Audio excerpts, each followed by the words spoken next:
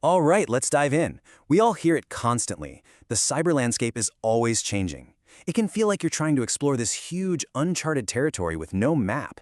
Well, today we're going to draw that map. We're turning that complexity into a journey you can actually navigate. So, let's get started. You know, this quote, it absolutely nails it. Managing cyber risk isn't some task with a finish line. This idea of perfect security, it's just not a real thing. It's really a continuous process, always learning, always adapting, and constantly making our defenses just a little bit better. So that's the billion-dollar question, right? If the ground is always shifting, with brand new threats popping up all the time, how is any organization supposed to find its way? How do you even know which direction to head in? Well, the answer, thankfully, is something called cybersecurity frameworks. I want you to think of them as your navigational tools for this whole expedition. They're your maps, your compass, your GPS. They give you the structure you need to systematically figure out your risks and manage them, turning what feels like chaos into something you can actually get your arms around. Okay, this is super important because it's where a lot of people get tripped up. There are two main types of frameworks. First, you have risk management frameworks. These are all about the big picture, the why and the what. Why are we doing this, and what are the biggest dangers we face? Then, you have security control frameworks. They are the how. They're the specific tools and actions you actually use to deal with those dangers. So, first things first, we gotta plan our expedition. Let's start by looking at 4 of the most popular risk management frameworks out there. Think of each one as a different strategic route for your journey. First up, we've got the NIST Risk Management Framework, or RMF. Now, this one comes from the National Institute of Standards and Technology. Think of it as a really structured, by-the-book kind of route. It's all about weaving security into the entire life of a system, from the moment it's conceived to the day it's retired. You see it a lot in and around the U.S. federal government. And that structure, it's all laid out in 7 really clear steps. You start by preparing the organization. Then you categorize your systems, you select and implement your security controls, you assess them to see if they're working, you get formal authorization to operate, and then you just monitor everything, continuously. It's a full circle, you see. It just keeps going.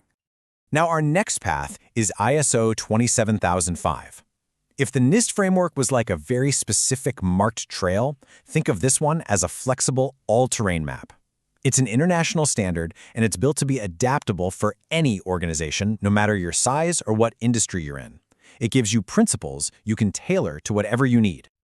Our third route is the CIS RAM, or Risk Assessment Method.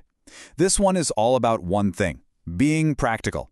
It's a free, super straightforward framework. The whole point is to connect the dots directly from your risk assessment to a specific set of actions you can take, getting you from, oh no, risk, to, okay, here's what we do as fast as possible. And last but not least, we have a totally different kind of path, the FAIR methodology.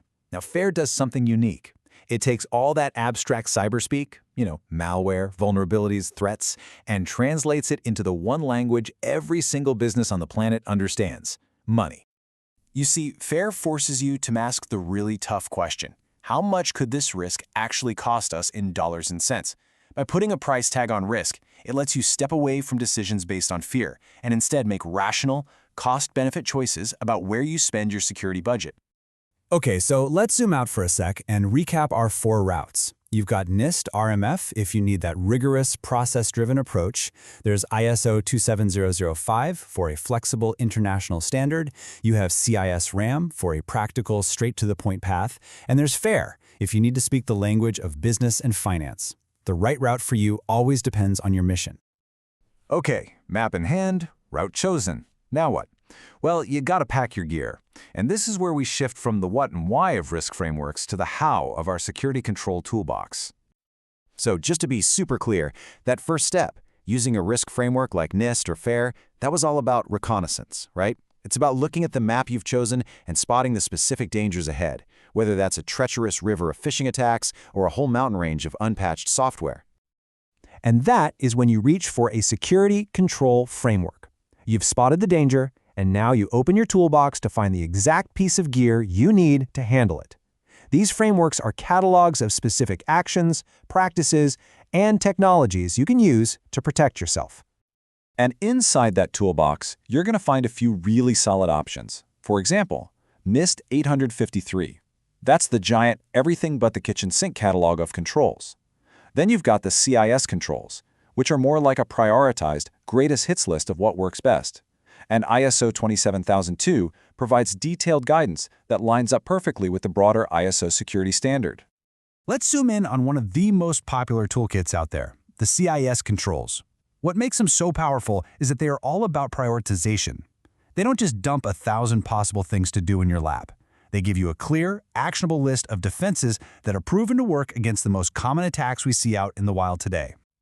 And what's really cool is that the CIS controls give you a built-in roadmap for getting better over time.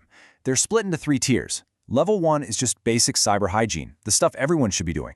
Level 2 adds more foundational practices, and Level 3 is for mature organizations that are dealing with more sophisticated threats. It's like a ladder you can climb. Which of course brings us right back to where we started. We've got our map, we've got our gear, but as we said at the very beginning, this expedition, it never ever ends. The landscape is always going to change. And that's the real mind shift here. The goal isn't to build some kind of magical, impenetrable fortress, because that's a fantasy. The real goal is to become a savvy, skilled navigator. It's about using these tools to understand the risks ahead and make smart, proactive, and informed decisions about how to handle them. So I'll just leave you with this one question to think about. When you look at your own organization, at your own map and your own toolbox, are you really navigating? Or are you just kind of drifting along, hoping for good weather? Are you truly prepared for the journey ahead?